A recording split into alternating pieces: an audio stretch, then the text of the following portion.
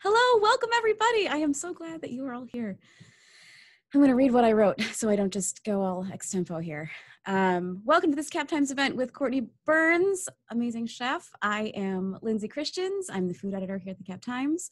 I am delighted to be sharing this evening with all of you Cap Times members. Cheers. So we had set up closed captioning, and if you would benefit from closed captioning, we had hoped to have that set up, but it looks like maybe it's not working. So in the case that it's not, when this is eventually on YouTube, hopefully there will be closed captioning at that point. So, but that's something that we're working on, just know that. I want to take 1 second to let you all know how much we appreciate your support. It is crucial for the future of journalism here in Madison. We truly could not do it without you. Please share the word about membership with people you know who feel strongly about local journalism and would enjoy events like this one. We would so appreciate it.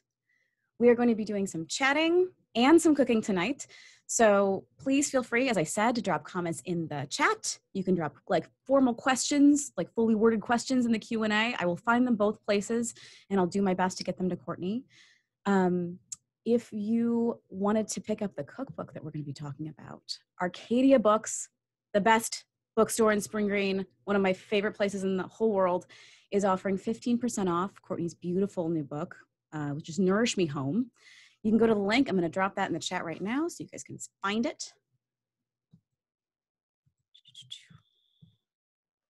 Hang on 1 second. There you go. That's in the chat. And I'm going to quickly introduce Cortney. Thank you for being here, Cortney. And then we'll open up with a few questions. Perfect. So, first of all, your short bio. Cortney Burns was raised in Chicago and attended UW-Madison, where in 2001 she earned degrees in cultural anthropology and South Asian studies with a focus on the Tibetan language. Since then, she has traveled all over the world. She spent a year in Nepal and India and fell in love with the flavors there. She cooked professionally in Australia, and after settling back in the US in the Bay Area, she eventually became the co-chef at Bar Tartine. She co-wrote Bar Tartine, Techniques and Recipes, which came out in 2014 and won a James Beard Award for cooking from a professional point of view. Cortney is now on the East Coast. She splits her time between Cape Cod and New Hampshire, and she has been so generous to give us some of her time and expertise tonight. Thank you for being here. So first of all, which kitchen are you in? Tell us where you are. I'm in New Hampshire right now. So nice. It's beautiful behind you already. It's a very old 1751 barn. So hopefully it's not too dark to see what's going on. These are all the lights we have. Is it chilly in there? In the house? Oh no, we have wood burning stove. I mean, it's nice. Super chill. It's like 72 in here right now. Awesome. Yeah. So this year has been very weird for everybody. I'm wondering what it's been like for you, how the pandemic has changed the way you've been cooking and eating this year.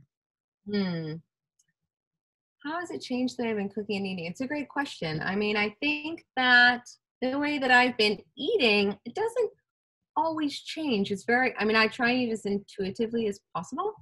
I would say that with the pandemic, I've definitely been hyper vigilant about how much fermented food I get in my diet and how many vegetables I eat just to keep myself as healthy as possible. But there's definitely like bags of chips that are happening as well. And I love some good dark chocolate.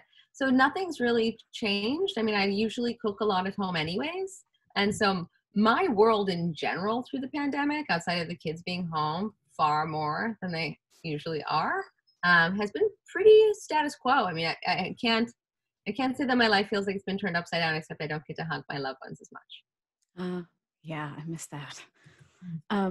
So this is actually a question that I was chatting with a friend the other day about this event, and he suggested that I ask this one, and I liked it. When we think about cooking local, we might think about where something was grown, but your process really focuses on fermentation and preservation and transfer ingredients. And so I wonder, when you're thinking about process and transformation, does that change the way also that you think about what it means to cook local? I wouldn't say that it necessarily changes it. I would say that it magnifies it. So cooking from, let's say, cooking on the West Coast versus cooking on the East Coast are very different. In essence, there's still a necessity for preservation, not only because it transforms like flavors and creates like, delicious jubilation like everywhere that it goes, but it also, gives us all these healthy, microbiota and all these, probiotics in the process. But even if you can get tomatoes in the middle of winter, they're not going to taste good. They're like a peanut, and all the nutrient density within them is not going to be what we want it to be. That flavor's not going to be there. They're like juiciness, that lustiness that we want from a fresh vegetable isn't going to be there. So it's really about necessity. And so on both, in both ways, there is this need for preservation.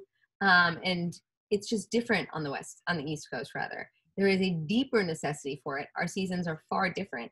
And so that's really the paradigm shift for me, is how much more necessary it is to get through the leaner months than it is just creativity. So it's like on the West Coast, there's necessity, let's say 35% necessity with the rest creativity, and it's flipped on the East Coast. So that's really kind of the shift there. You've talked about how you are influenced and inspired by old world flavors and old world techniques. Can you talk about what that means to you? Sure. I think that like epigenetically and like in my cellular makeup, there is a desire to know where I came from. And I experience that in many different ways, be it like how foods make me feel, how flavors make me feel, what is resonant, what brings up stories, what brings up curiosity. And so I really, I look at it from that vantage point a lot of times, and really drawing from that, but also like through preservation and through the act of that, like this is a tried and true, practical method that we've been using for years that actually has helped us evolve.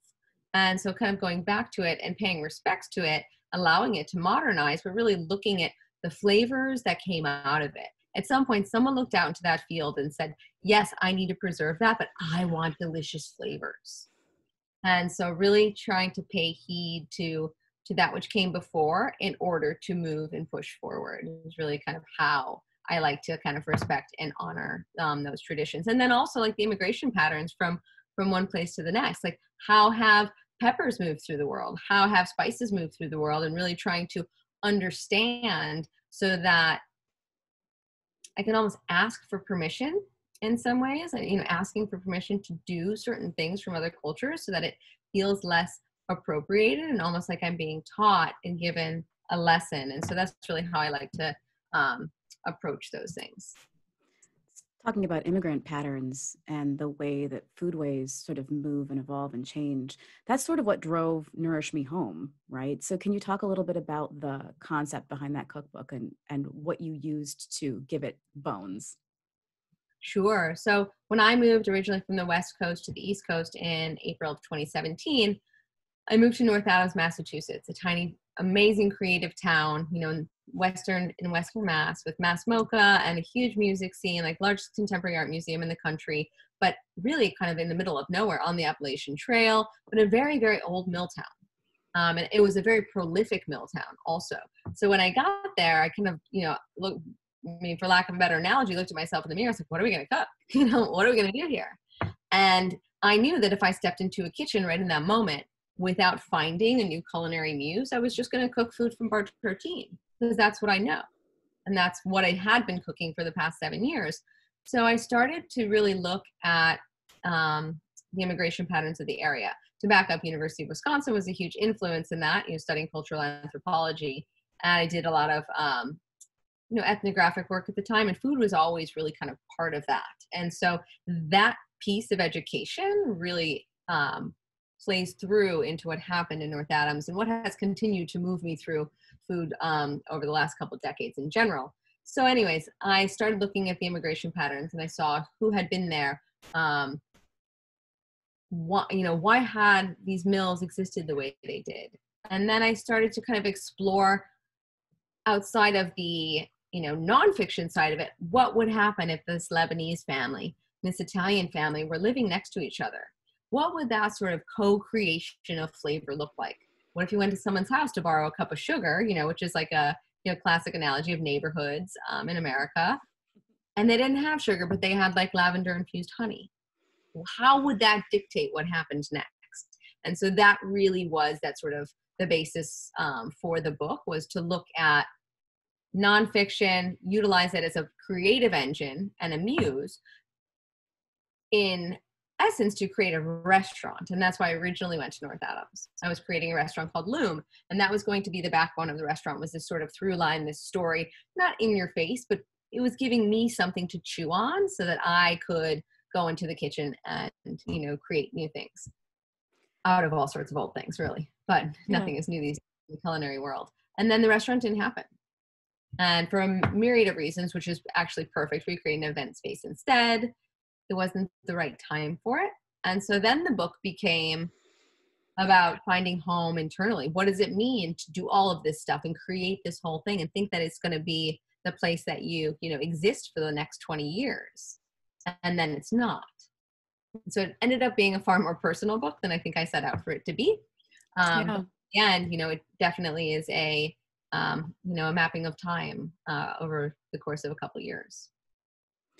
You've talked about how you use food to do your human work. And I loved that. I wonder if you still think of it that way, if you still think about food as sort of a way of understanding people, both the people in your life and the people maybe you came from. Absolutely. I think that it's always part of how I step into the kitchen. I'd have to say, full disclosure, these days, like some days it's just about getting food on the table. And so maybe I'm not paying attention to my human work, but if I step outside, I realize that I'm not doing the best at my human work because I'm moving too quickly. I'm not pausing and realizing like the beauty and the joy within the craft sometimes. So there's always a lesson to be had. But for me, I do believe that I could have picked any medium. I have other mediums. I did, ceramic arts and photography at Madison for many years. Like I just need to be making something. And foods kept my interest because of all the interplay of the culture and flavor and, history. But it could be anything. But I think that we show up and, especially in a pretty intense world like a restaurant kitchen, and we're faced moment by moment with obstacles and challenges. And it's like, you can show up and just cook. Like I can teach you to cook. That's not the hard part. Or you can show up and be like, wow, that's making me uncomfortable. Or wow, you're frustrating me right now. Or this is really stressful. Or I feel inept or inadequate. And it's like, there opens the door to start to do all of that work, to find out like how we are in the world and how we can be better every day at interacting and taking care of ourselves, at loving ourselves. And so. Yeah. Absolutely. You have talked before also about the energy of restaurant kitchens and how you want to be in a place where everybody's trying to get a little bit better every day, but also that it's a place where you can find grace. And I wonder if that's still something you think about in the work that you do now. It's always part of it, even cooking at home. It's like, how can you be efficient with your movements? It's a dance. Cooking's a dance. Are you dancing with yourself? Are you dancing with others? Well, it really depends on the situation. So there's always that level of grace. And also like, what am I bringing emotionally into the kitchen within a given day? Because if I'm super frustrated or I'm not having a great day, I can guarantee you the food may still taste good, but it's not as good as it could be. And so there's like these, some may say it's super woo-woo. This is just my belief, but there's like layers of energy that go into our food in how we cook and how we show up in the kitchen, and it presents itself on the plate. So you went to school here in Madison. Did you work in kitchens here? I heard that you did, but I'm just going to ask it open-ended. Sure. So I mostly worked front of the house while in college. I think it was 1997. I took a job at the Tornado Room, which was amazing, and I was there for a while. And I was at what was this? Team All Truly for a bit, and all these, and then I was at the El Dorado Room. If anyone remembers that, I don't know if it's still there. Yeah. Oh, great. No, that chocolate tart. I just used to have to eat that all the time. It was so good. So slowly, I loved cooking. I was very lucky. My parents used to send me to culinary camp in high school, which is kind of hysterical, outside of Chicago in Evanston.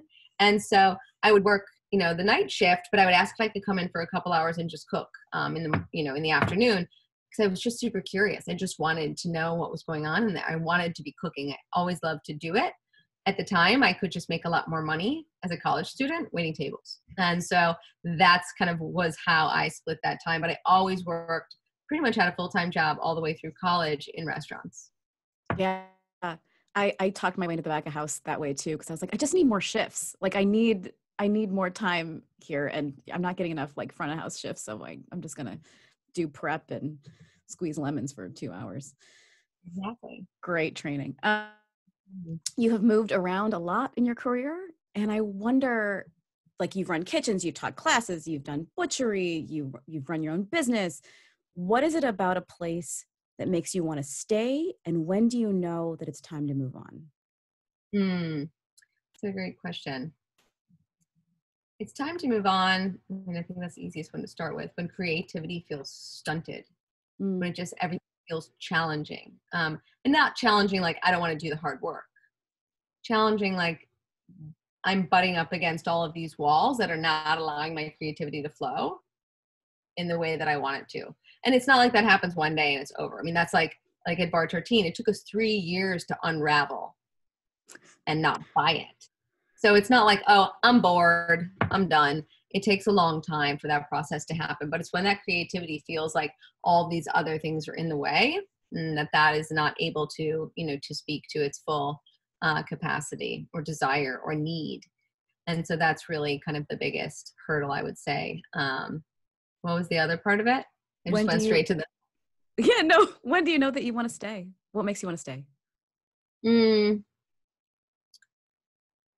Balance, I think, is what makes me want to stay the most. Knowing that there's some empty space somewhere that allows for that growth in whatever capacity that may be, and allows for that downtime to actually do that creative work. So it's like, I love the hard work. I love like grind of it, but that's the easy part. And so finding space to continue to ideate and develop, that's when I know I want to stay. And when I have room to do other things that really fulfill me. So because this is a fundraiser for journalism, essentially, it's an event connected to journalism, I wanted to note that at UW, you did start majoring in journalism, I think. Did. Yeah. I did. How did you get that one out?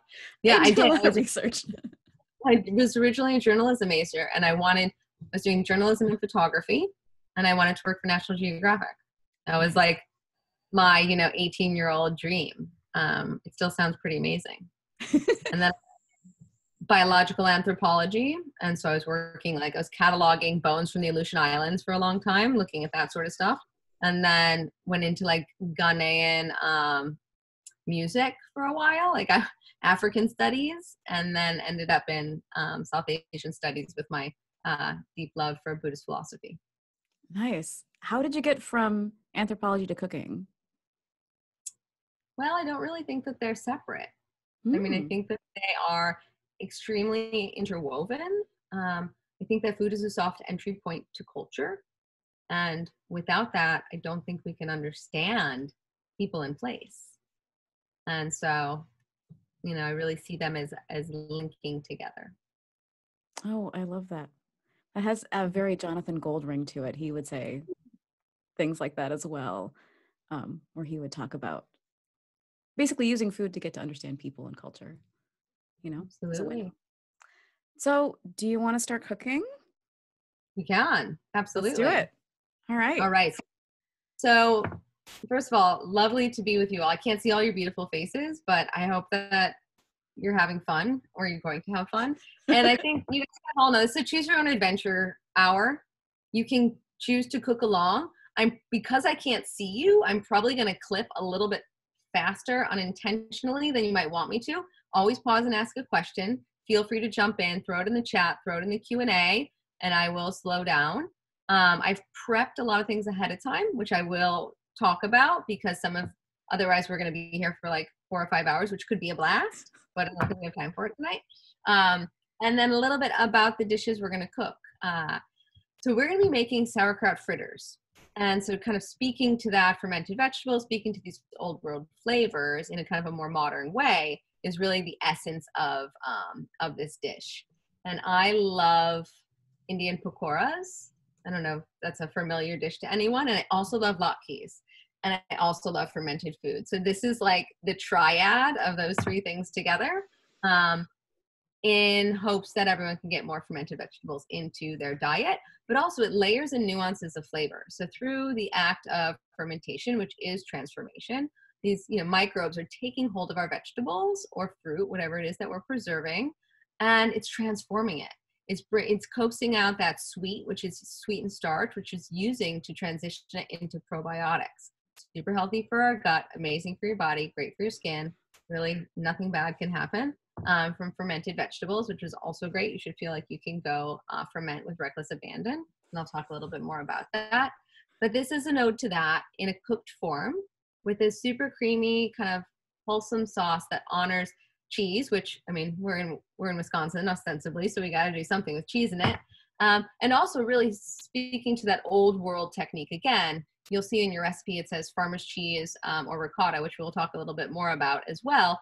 But it's an old world natural souring method with classical farmer's cheese. And so we're not doing that method tonight. If you want to do that method, it is in the Bar Tartine book, or you can look it up. But it's really paying, homage to these older, slower ways of making food. And so, although we're going to clip tonight a little bit, there is kind of a cadence to this. If you were to make every bit from scratch in order to make this, where it would be a few day process. And people used to have time like that.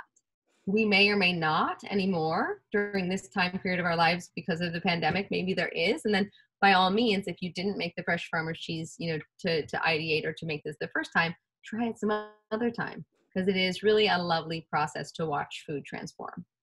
So that's kind of that. And because we're going to be making the fritters tonight with an already fermented vegetable, I'm going to quickly talk you through just like a basic sauerkraut, so you feel like you have that in your back pocket as well.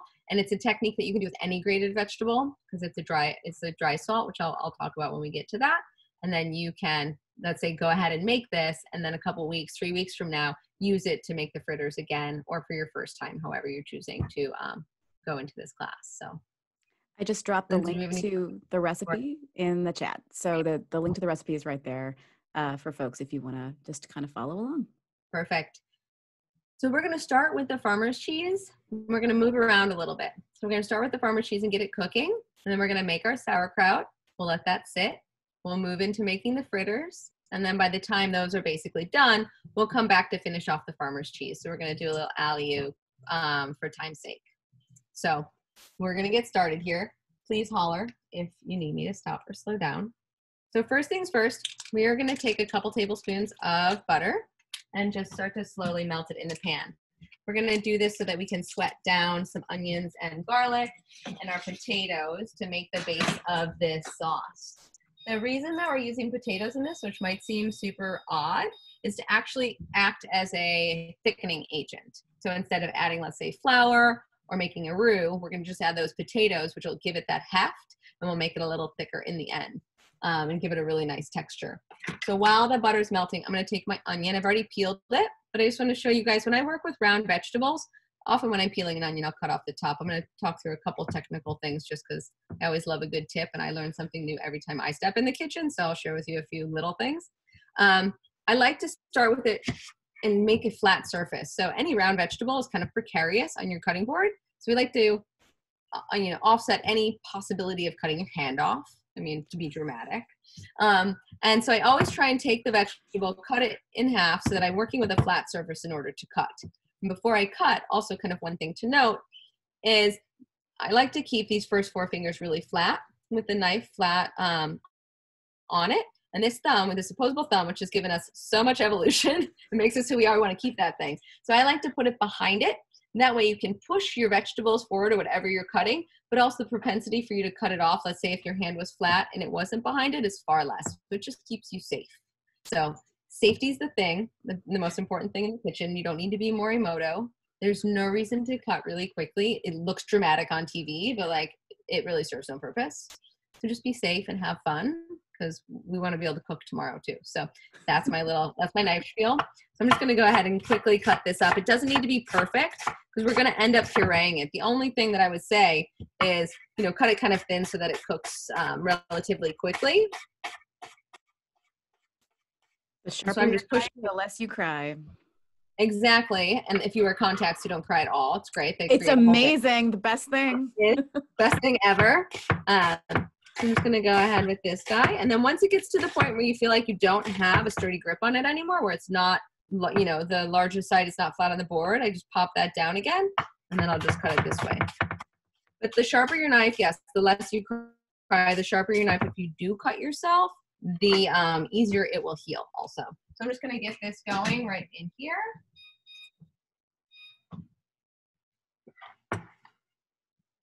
I love that you have a picture of steak behind you on the wall.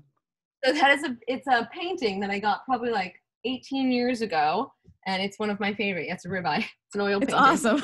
Yeah. I'm gonna go ahead and just microplane some garlic in here. Your recipe says mince, so you can use your knife if you want. I love to use this tool for grating basically anything that I can get my hands on. Lemons, you're gonna see me using it for that. We'll use it for our chili as well. But I'm just going to go ahead and get this in here really quickly. Just breaks it up. If I were not cooking with you guys right now with a time frame, what I would do is I would actually grate this garlic or mince it and let it sit on my cutting board for 10 minutes. And the reason that I would do that is the active ingredient and the most nutritive ingredient in garlic is the allicin, and it needs oxygen in order to activate. Huh. So if you just let it sit on your board for a bit, and before you cook it, once you cook it, it's still activated. So you get all the nutritive benefits of it. If you were just to cook it right away, there's still a lot of really amazing health benefits that you can, you know, garner from garlic. But let it, you know, just kind of one of those tips, if you're not in a rush, just let it sit there, let it oxygenate, and you get even more of the nutrition out of it. And that's all the antimicrobial, antibacterial, antiviral properties that the garlic has. Yeah. The microplane is the tool that tells me how much attention I'm actually paying to what I'm doing, because you will grate the tops of your fingers if you don't watch. Turns Indeed. out. Yeah. Not that I've done that. Oh yeah, no, of course not. Like, which is part of the deal. Yeah. Grate in, and then I'm going to put the potatoes in here too. We're going to gently sweat this down. When I say sweat, I'm really just looking at a gentle cook without much color, to keep all of the sweetness in the alliums. Most people, I don't think, recognize how much sugar, and good sugars, are actually in onions and garlic and things like that, and potatoes for that matter. So by not caramelizing them, the caramelization does bring out some more of that Maillard and more of those sugars, but a really gentle cook just slowly coaxes those sugars out and brings out, I think, a little bit more of that sweetness. I've already diced up some russet potato here, and I'm just going to pop that right in.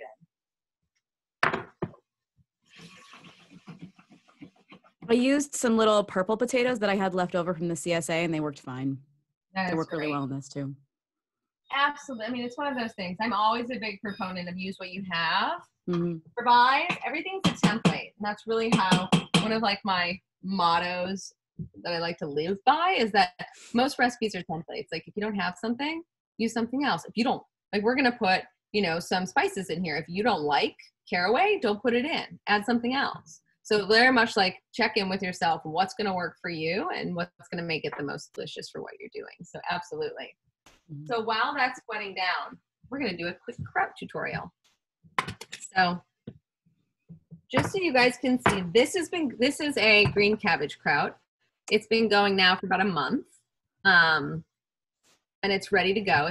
I'm not using this one today in it. I also had a turmeric kraut. And I was kind of in the mood for that flavor. So we're going to use that tonight. But I'm going to show you guys how to make red kraut that's really in the same style as this. But I mentioned the three because they're all done in exactly the same way with exactly the same ratios. So I'll explain more about that in a moment. So this is just a small head of red cabbage. I'm going to cut the bottom off. I have to say that looks just like the one in my grandmother's basement. Like identical. The cabbage? No, the kraut that you just said over there. Like it's like a scene from my childhood. Yeah. Absolutely. It hasn't changed, you know, in hundreds and hundreds of years. It's the same exact thing. That's the beauty of it. Yeah. And that's really where we draw, you know, a lot of our inspiration from. I'm going to cut this core out. You don't have to, but I just think it makes for a nicer kraut. So what we're going to do is like the basics of lactic fermentation. and we could spend hours on this, but there's wet brine and dry brine. Wet brine means you're taking, let's say, like a whole beet or even this whole cabbage. You're going to submerge it completely in a brine that you make out of salt water. When we're working with a dry brine, like a sauerkraut, what we're doing when we cut the vegetable up is we're exposing all of the cell walls to both to oxygen, but also to salt. And what that's going to do is it's going to extract all of the natural moisture that's already present in the cabbage. And that's going to create the brine for it. So we won't need to really add any more. So that's kind of the difference. And let's say, just in case anyone wants to know, for when I do a wet brine, like if I'm doing whole beets, I would do a 3.5% salt based on weight of water. And for sauerkraut, I do 2.5% salt based on the weight of the vegetable. So just a couple kind of back pocket ratios to work with in your kitchen. And then you can experiment from there. So again, I'm just going to cut this guy really thin. Every cabbage is different and every cabbage releases moisture differently. So you can see how moist it is. If you're getting really farm fresh cabbage, let's say from the farmer's market, you can also ask your farmers which ones are best for preservation. Some have more moisture, and the more moisture cabbages, the better brine you'll end up getting. And it's not that it's better in like a delicious way, you'll just get more of it, which helps with fermentation. We'll pop this in here. And there, just to kind of ease everyone's mind, there has not yet been a reported incident of foodborne illness from fermented vegetables. So there's a lot of reports, of course, of meats and things like that, and there's a whole nother layer of safety. But when you're working with fermented vegetables, like work with clean things, of course. You can have your jars clean. Don't overwash your vegetables if you know where they're coming from. And don't, like, wash your hands, obviously, but don't take away all the good microbes that are there, because this is the terroir of your ferment. And so, yes, be cleanly and be, conscious about what you're doing, but you don't want to create such sterility that you don't have any microbes available. I feel like we need to hear that in 2020 more than ever. We have sterilized everything around us and nothing living anymore. Right. There is some truth to that. There's like probably hand sanitizer in 98% of the ferments that have been made this year. No, everyone's gloves. I'm just kidding. But yeah, there is, there's always layers to how cleanly you want certain things to be. So absolutely be cleanly, but I would say we can have a little bit of leeway. So I've already weighed this, so I know how much it is. And so I've weighed the salt out too, but I'm gonna add an onion to this guy. You don't have to, but I love adding onions, and just because I love alliums in general, I'm gonna do this nice and thin as well. I love adding apples to my kraut sometimes. I wouldn't necessarily for the fritters, but if you were gonna braise it down and have like a pork roast or something like that, or some sausage garni, having an apple in there as well is really lovely. Sounds delicious. I like the layers of flavor that the onion brings to it. I think that's gonna be enough for this. I'm just gonna add this all to the bowl. Super not fussy. And I've got some toasted caraway seeds. Again, if you don't like caraway, you can use anise, you could use cumin. It just really depends on what flavor profile you're going for. And they're whole there. That's a whole. They are whole. Yep. Once in the brine, they really soften, and I love that little pop of flavor and texture in the kraut. So I've done 2.5% salt based on the weight of this mixture, and I'm just gonna throw that right on. It's truly that simple. And then this is just going to get massaged. So it's going to take maybe a couple, 3 hours for it to really release all the liquid that I want. So we may not jar it up together, but I'll show you what happens over a little bit of time here. And you do really kind of want to give it a good squeeze. It helps to soften the cell walls and to get that moisture to start to release. And I can already see that there's way more liquid and it's way more moist than it was originally. So I'm going to set this with like kale salad, same kind of thing, exactly. Right? Yeah. And it's exactly the same. You're really breaking down those fibrous cells to release themselves, to kind of just soften underneath, the pressure. So I'm just going to set that guy here while we go on. Any questions that I need to field before we keep going, Lindsay? I think we're doing okay. I feel like your discussion of the microbes and not overwashing things reminds me of something Andrew, the owner of Madison Sourdough, has talked about, which is that like bakers will basically impart some of their own microbiome to the bread Really? they make. Yeah. So it's a baker's, like, you know, yeast that in sourdough starter that he or she is using. They like, Absolutely. yeah, the microbiome is like makes a difference in that. I thought that was kind of cool. But 100%. I mean, and it a lot, some of the stuff bakes out when you're going at high temperatures, and that's the difference between like a raw versus a cooked. But it helps with that initial ferment, and that's really what's happening when you speak about the sourdough. Is we all have microbes on us. It's a huge part of yeah. how we're made up, how our bodies work, and we are distributing them all over the place in the food that we cook, especially when there's a natural fermentation that's happening. So. Oh, there is a question. I missed it. I'm sorry. Do you have a preference between kosher and sea salt for your lactoferments? That's a great question. I have two schools of thought on this one. I like the natural sea salts for the minerals, and I think that's great. You want to back off by a little bit on the percentage because the salinity level, like gram for gram, can be higher. I'm strictly speaking to diamond kosher salt right now, and the reason for that is I find it to be a really benign flavored salt, and it's very consistent, and everyone can usually find it. So you can definitely use it. I would start with like 2.25% if you're using a natural sea salt, and then also like 3 to 3.25 if you're doing the wet brine, and just taste it and see what you think. But the minerality content in a natural sea salt is going to be exponentially higher, and that's what I love about it. So I have found in Madison that I have to order Diamond Crystal kosher. Really? Which I do. But Morton is apparently preferred in this area. I don't know if it's true across the city, but I have struggled to find it on the east side where I live. So just a thing. There's like a place at Woodman's where it's just always empty. Huh. So guess they don't stock it. I don't know. Morton's is way coarser. You would have to look that one up because I don't know how that one translates. Right. It's a very different salt. Yeah. So I used to have to translate recipes all the time and I got irritated. So now I order it. I order salts online. Yeah. If you have Morton's, I would start with 2%. If that's what you have at home right now, because it's so coarse and the dense structure of it is far different. So you can use it, just back it off a little bit. So many different salts we could go on with that one forever. So I'm going to bloom the spices into the mixture here of the potatoes, onions, and garlic. So I have the black pepper, I have the caraway, and I have a bit of coriander in here, and I'm just going to, and the salt, I'm just going to put it in and let those spices bloom a little bit in the fat right before I add in the stock. And then once I add the stock in here, we're going to let that simmer for like 25 minutes while we make our fritters.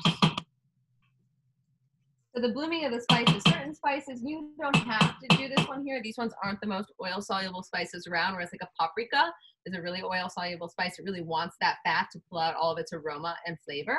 These guys, it can go either way. The recipe is actually written that it goes in later. I'm just doing it here because it's like a natural instinct for me sometimes, but these ones don't actually need that. Mm-hmm. So that's kind of the nature of that one. So I'm going to add the stock in here. I've just got half a cup of vegetable stock. If you have chicken stock, that's great. You can use that as well. That's what I used. Great. Yeah. Tell us about your cheese sauce. Oh my God. So my cheese sauce didn't work, but I thought, I kind of think I know why. And it's because what we found for farmer's cheese, so the recipe calls for farmer's cheese or ricotta, and like ricotta, right? Very soft, kind of like a cottage cheese. And farmer's cheese, the one that we found at the co-op, was more like a part skim mozzarella in texture. And so I thought, I don't think this is right. And so I grated it with the hope that that would make it magic and it would work. And the cheese sauce, was very lumpy. And then I put it in the blender and the blender was like, I'm not having this, and did nothing basically. And I kept adding a little bit of broth, trying to make it a sauce, and it didn't really work. And so then I used my immersion blender, which also didn't really work. But then like today when I was heating it up, and actually even last night when I was heating it up to actually serve the cheese sauce, then the cheese melted and everything was fine because it sort of all incorporated, and it was still honestly kind of lumpy and a little bit more salty than I think it would have been if it had been a true farmer's cheese, because there was more salts in the cheese that I used. So I should have trusted my cook's instincts and not just sort of, this is a challenge that I have sometimes where I'm like, I don't think this is right, but then I do it anyway. And if I just trust the little voice, The reason I ask is not to call it out, but just to say, hey, we're not always going to find the same ingredients. Yeah, but exactly. In the end, you made it and it was delicious, right? Yes. Oh yeah, it turned out great. Improvised and you came through okay. So that's the moral of this story. Is the kitchen is an improvisational theater, and it always should be. I would say get ricotta here in Madison. Like go for ricotta. Yeah, that's the case. Sure. Or you can make farmer's cheese. You can always make your own ricotta at home too.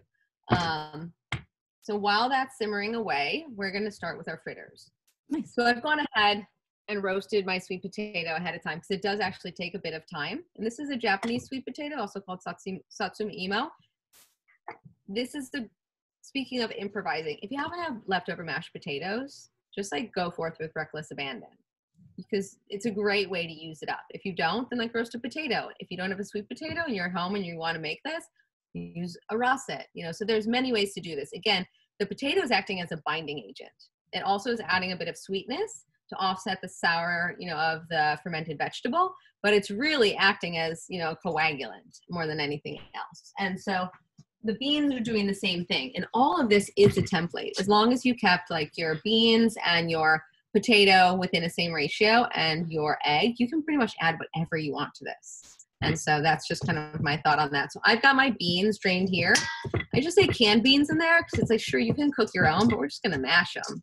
So you might as well just use a canned batch of them, or if you have leftover beans, go for it. So I'm going to mash these up with my fork a little bit. And I am going to do the same thing with the potato, which has been peeled. It's super soft. You want to get it so that it's like absolutely mashable. And Japanese sweet potatoes are probably one of my favorite sweet potatoes out there because they really do have a super high sugar content as far as sweet potatoes go. And if you roast them really hard and puree them with a little butter, they taste like butterscotch. So that sounds it's like dessert. Yeah. It's really good. You could do this with a potato masher. I don't have one. I might, after this evening, invest in one. It'd probably be a great tool to have. You could put this in a little Cuisinart too, if you wanted. I'm also going to add the egg in. So we've got like 7 ounces of sweet potato in here. We've got 1 can of drained, like 15, ounce can of cannellini beans. And then I'm just going to add a whole egg in, just a large egg. That'll help me get this all mixed up. I think I used a pastry blender, just because I prefer that to my actual masher that I have. It works great.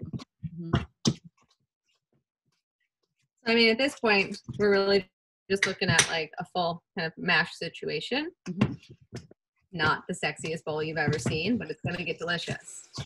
So if you have whole fermented vegetables, let's say you bought whole carrots or you have whole beets, I would put those onto a box grater and grate them and squeeze them out. I have made a turmeric sauerkraut. So I took, just like we did with the red cabbage, exactly the same thing, added in a bit of cumin and some chili and a little bit of fresh turmeric juice. And so I let that ferment. And I'm just going to add this right in here to the color.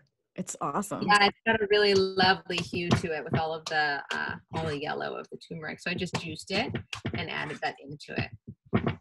So go ahead. Oh, I was just going to say the fermented vegetables that I used in this, because I did not make my own, were from a brand called Symbiotics, which is out of Milwaukee. And they have carrots, beets, kraut, and I think kimchi. I actually know they have kimchi because their kimchi is great. But they have them at the co-op. I've seen them at other spots too. I think Woodman's has them as well. Like they're pretty well distributed. But I used carrots because they're already juliennes. But yeah, you could do whatever you want. Exactly. Now you can find, seems like it's pretty readily available these days to get like a, grated beet kraut or a carrot kraut or just straight up sauerkraut in most stores. And if you can find the ones that are in the refrigerated section versus the ones that have been, heated for storage, you'll get all of those nice probiotics. It's okay. The other ones are delicious and they have great uses, but if you want to really harness all of the nutrients that are available in a given ferment, you want to work with the ones that are actually perishable. Not quite perishable is very loose term when it comes to fermented food. And they have a use-by date on them, but that's just because the FDA is like that. they will basically last in your fridge longer than, you won't have them as long as they'll last, basically. So just a good thing to note. All right, so I'm using a little bit of rice flour here, only because I'm not adding gluten to mine. If you had regular flour, you can also use that. They don't really need the gluten structure because they have so many other starchy elements happening here to hold it together. But I've got my flour here. It's been mixed. I have some salt in here. I've got coriander and then some caraway and red chili flakes in here. I like these to have a little bit of a kick. So I'm going to add the flour and then all the spices here as well. And just mix those guys up. And then to offset some of the sweet and some of the acid from the kraut itself, or that sour, I'm going to add some lemon zest in to just kind of perfume it a bit. And once it gets, once you cook it, all of those essential oils that are in that lemon really start to kind of bloom and come out when you eat it. So again, I'm going to use the microplane to zest the lemon.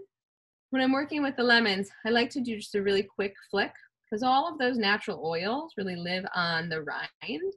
Once you get into that white, they start to bitter a little bit. It's not going to make this taste off at all. But if you really want to, really bring out all of the lemon aroma, you just want to do like a very quick flick of the wrist with it.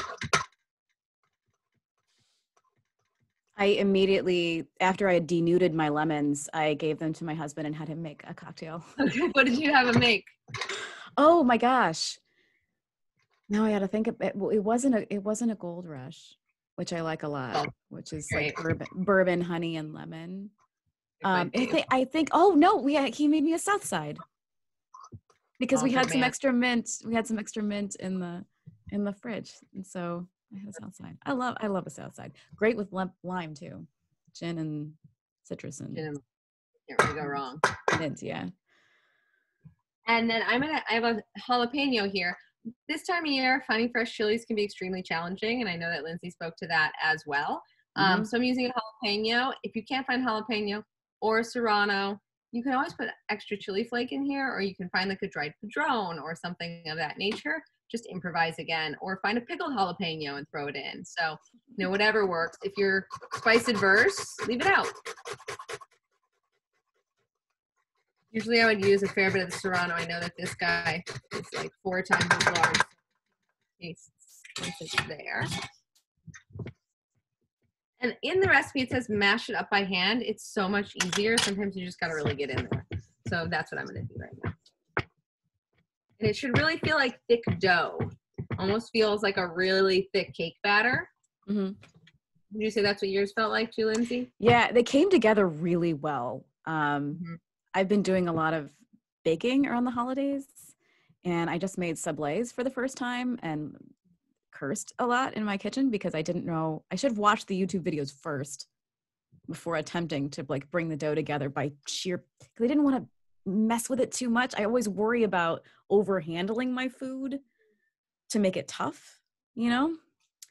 So, but these have so much starch. There's like the starch from the sweet potato. There's the starch, like there's the beans, the egg is in there. There's so many things working in your favor to make them come together that you don't have to try that hard, which I really appreciated.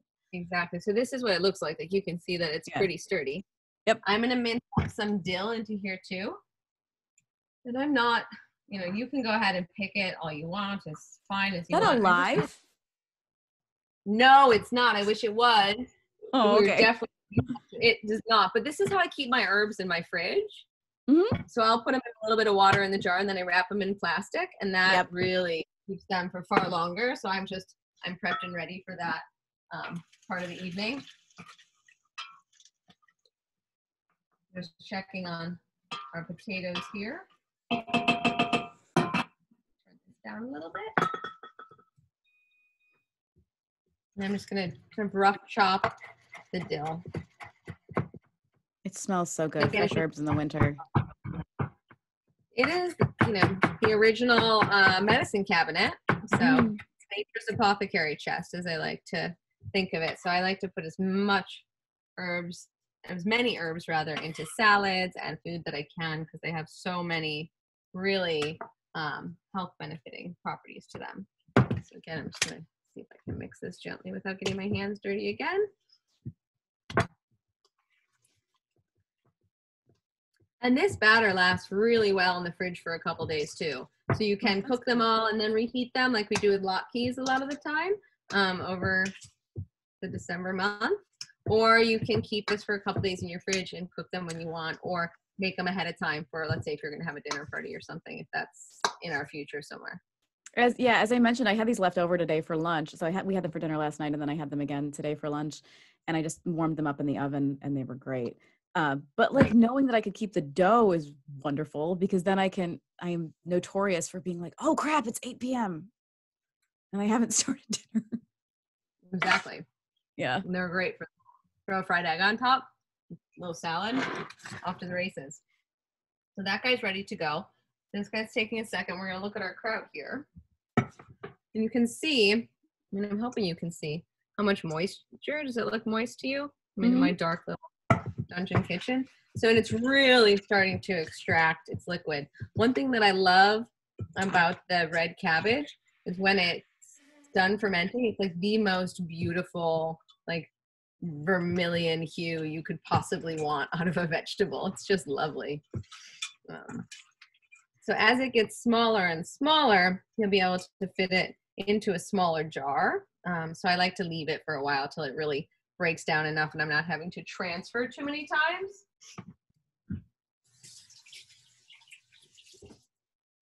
And since that one's not going to be ready in time, I'll show you guys what I do here. There's lots of different mechanisms for putting airlocks on your ferments or anything like that. The natural byproduct of fermentation is carbon dioxide. So if you were just to leave this on your countertop, you'd come back at some point and this like middle lid to the ball jar is going to be punctured out a little bit because it's starting to, it's creating all this pressure in there. So when that happens, you want to we call it burping it. So every couple days, let's say this is sitting on your countertop, you would just kind of come through and give it just a gentle open that'll release the carbon dioxide without allowing too much oxygen in. The thing with oxygen and fermentation is that oxygen breeds mold. And it's not necessarily a bad thing. If you see a little bit of mold on top of your ferment, just skim it off. 99.9% of the time, it's going to be absolutely fine. If you left it for months and went on some fabulous vacation and you come back and there's black mold all over it, you might want to just take pause, start over, feed it to the compost or the chickens and hope for the best. I have a lot of different airlocks, but you can also just take any sort of like delivery food lid. I know that sounds crazy, but I'll take, okay, so we all have these in our house. For better or for worse, everyone's got them sitting around. I'll often cut out the inside. This one I did not. This one I just used them whole. Oh no, this one has one in there too. I'll cut out the middle like this. Because it's like that, I reuse them, but then at some point the bottom breaks. I use them as many times as possible. And then you can push it down. You want the brine to come up over the top. So this one has the brine coming up and over. And in order to pressurize it down so that it stays submerged, I've just used a couple more of these, like one that had a crack or something else like that, so that I get the most out of the plastics that I despise. So that's one way we can work with the fermented vegetables. All right.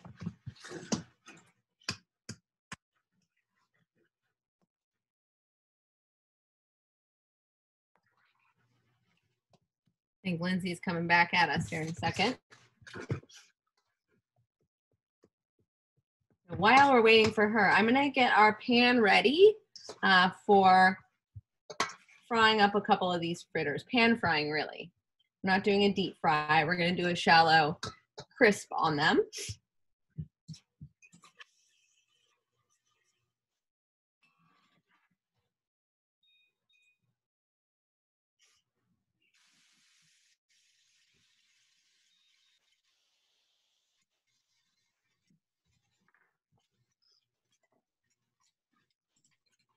Hey, Courtney, I haven't heard back from Lindsay yet. Everyone's Okay. Murphy. I'm the managing editor. I did see one question and thought throw out to you there while you're Absolutely. Oh, here comes Lindsay. There she is. Hey, sorry about that. I Thanks, lost my internet. I was like, are you frozen or am I frozen? This is our world on Zoom today, so it's fine. Yeah. I was like, this happens. It's okay. It absolutely happens. So what I was saying, Lindsay, is I've got this sauce still going back here. I'm going to start to shallow fry a couple of these fritters so that we can see what they look like. So I'm going to take just a little round ball of these. You can make them any size you want. In the recipe, they call for them being, fairly, not too big, a couple inches. I like to, and I didn't do it here, wet my hands a little bit before working with them. The recipe says you get 24, but I got 14. So I don't know what that tells you, but. Depends on the size, Yeah. and how flat you make them. So I'm just going to make little ones like that size. You can see. We'll sear a couple of these off. But I find that they stick to my hand a lot when they're not moist. You can put a little oil on them too. Yeah. So do you have a favorite thing that you make when it's really cold and blizzarding like it is here in Madison right now? Kimchi stew. Ooh. It's like nice. It's one of my all-time favorite foods. Or just like super brothy, dashi based soup. But yeah, kimchi stew with a big pot of donabe rice is kind of my go-to. So I have a bunch of bacon fat sitting around, so I'm just going to, like I said, everything's a template. Like you do. Love it. We have, we'll probably end up with a little olive oil in there too. But I never waste a single drop of bacon fat. So we're just going to get a little bit of oil in here. Like I was saying, about 1/8 of an inch. You can go deeper if you like to deep fry. This is just a shallow fry. Lindsay's got a great tip. Lindsay, will you share your popcorn tip? Yeah, I feel like everybody knows popcorn tip. It's basically when you're pan frying or deep frying or shallow frying, whatever, you put a piece of popcorn in there, and when the popcorn pops, it means the oil is ready to go. And then you can also eat the popcorn if you want. I always eat the popcorn.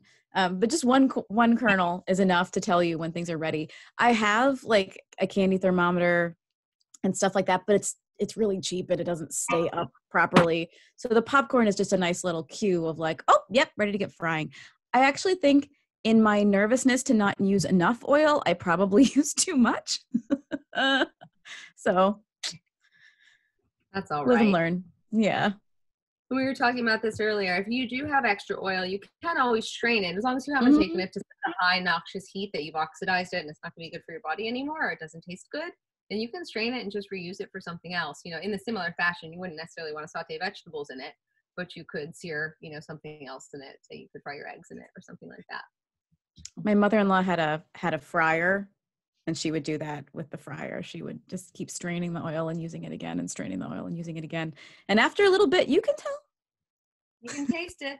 Yeah. I have an odd palate for that if I ever eat fried foods out, which is not very frequently because I don't go out these days anymore. Yeah. I get tasted that oil needed to get changed like 2 days prior. I think it's the many, many years of working in restaurants.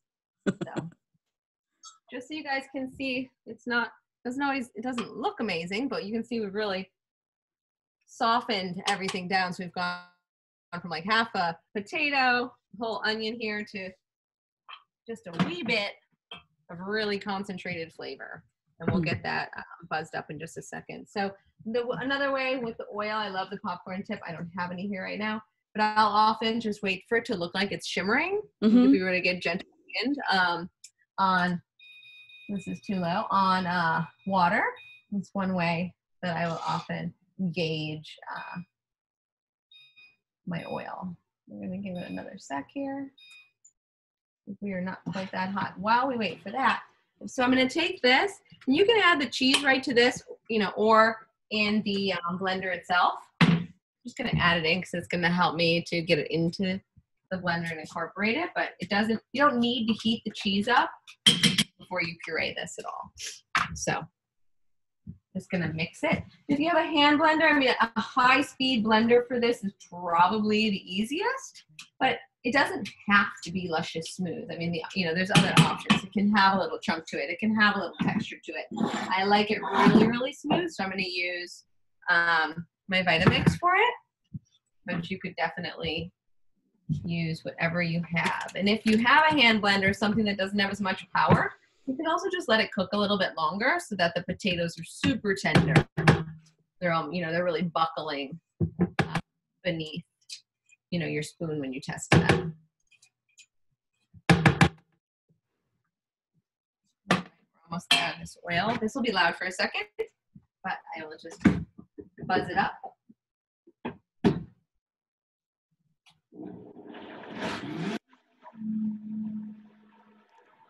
Just a reminder, folks, if you have questions, you can put them in the chat, and I will get them to Cortney. With that? I was just reminding people they can put questions in the chat if they want to. Absolutely. I'm like watching you blend with the Vitamix that I have not yet pulled the trigger on. I have one of those blenders where it's like, make a smoothie, chop ice. And I'm like, can't I just like choose a number of minutes or power or something else? No, it like wants me to choose what I'm making, and I'm never making a milkshake. No. So you can see the texture of the sauce. It's like really, it's thick, but it's smooth. So you can plate it, you can dip in it. And I put a lot of black pepper in mine. I love black pepper. Maybe a wee too much black pepper. We'll see. So this guy, so this is nice and warm. And I can hear it start to sizzle right away, which is great. And one thing with these is even though it makes 14 or 24, depending on how big you make them, you don't want to crowd your pan. So you really want them to have some space to breathe in there, and that'll help them get crispy. Otherwise, what you're doing is you're cooling the oil down, so you won't get a nice crisp on your fritters. In the recipe, you say to turn the heat down right after the fritters go in.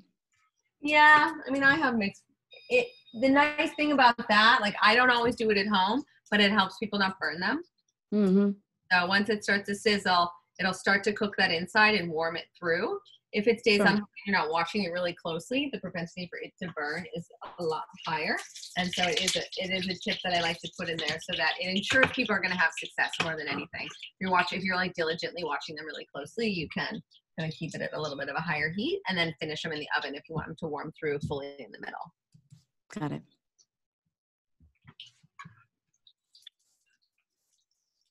Is that a fish spatula? It is. I use it for absolutely everything. I need one of those. Oh, they're the best. Cool. I don't somehow one of the restaurants that I consult with, someone switched my right one out by accident with a lefty, so it's super awkward, but it still works great. We had friends over for Thanksgiving a few years ago, and my friend was trying to like fry off some onions for the top of a green bean casserole, and used one of our plastic spatulas to do what you're doing, and like the plastic just bubbled, and I don't even know. Yeah. Well, do you have a favorite kitchen tool? I do actually. I'm like, do I have it here? I have a few of them. I never know where they end up because I have like 3 different knife rolls. So it's a bench scraper, but a plastic one. This is not the one. There's a Mofterre Bourgeois one, which is a hard plastic one, but this like little bench scraper, which I haven't been using tonight because I couldn't find my favorite one, to lift things up and put them into pots and pans and things like that. This is another type of it. But yeah, absolutely my favorite kitchen tool ever. I know it sounds so simple, but no, I have 4 of them now. I've bought them for people because I'm low-key obsessed. We have a question about after toasting the seeds, do you grind them, the caraway and the coriander? I don't know if there's cumin in this, but that'd be really good. Yes, you grind them, toasted and ground. Mm-hmm. The only ones of tonight that we're leaving whole are the ones in the kraut themselves. And again, if you didn't want to have them whole, but you wanted the aromatics in there, you could go ahead and grind those as well. And I like to buy my spices whole as much as possible because it really ensures freshness. But it's, if all you have is pre-ground, you can always give those a gentle toast as well. If you want to bring out some of the nuances, just be super careful with them in the oven. You really just only want to do it for a couple seconds just to warm them through. Mm-hmm. I had ground coriander and whole caraway, and I ended up toasting them both just a little bit, and then I use a spice grinder to grind them. And then I don't know where I heard this, and it may be wrong, but I clean my spice grinder with rice. Huh. And just like pulse. I've had some brown rice. And so I just threw the rice in there and pulsed it and then like wiped it out. Cause the grinder itself that I have is it plugs into the wall and I don't want to put that too close to water. Yeah. You know? So yeah. That's brilliant. Yeah. I usually just end up taking like a moist paper towel to it, but that's a great, I heard that, but I'm going to give it a try. But the rice sort of absorbs some of the spice oil or Then I usually have a lined tray at my disposal when I'm doing this, just to catch any little bit of excess oil as they come off. So these guys just toast up really nicely. And then if I were to go ahead and plate this, I would just put a little sauce on the bottom, or you can, if it was like a communal platter, you could have it for dipping, but you can, season it as you want, garnish as you want. In the book, I have a bunch of different herbs on top of it. Again, I like more herbs, the better. And then serve it kind of however you want. Like I was saying, you could do a fried egg on top. You could serve it with a bunch of roasted vegetables as a side dish with, roasted meats. And then you can even have more kraut with it. I just want to show you how much liquid this is starting to weep off. It's like it can drip out of there now. So it's starting to really coax out all of that liquid. Once I put this into a jar, I would leave it on the counter for about 2 to 3 weeks to naturally ferment, tasting it as you go and burping it as you go. And then once it's sour and that salinity level doesn't seem super high, you can refrigerate it and it'll just last for a really long time. Or if you have, if you have a cellar or a cold storage or anything like that. You ferment and pickle and preserve so many things. How do you keep track of all of it? And have you ever like lost track of something and had something really surprising happen?